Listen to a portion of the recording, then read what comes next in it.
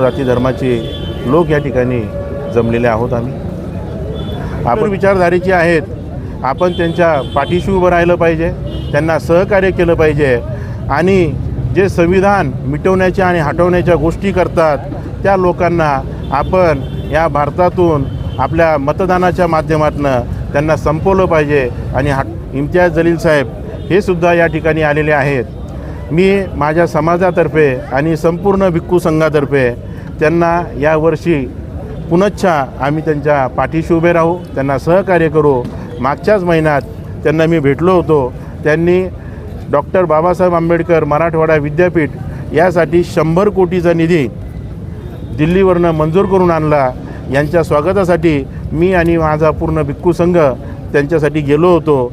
याही वेळेस माननीय इम्तियाज जलील साहेब या शहराचे खासदार होतील अशीच आम्ही त्यांच्या पाठीशी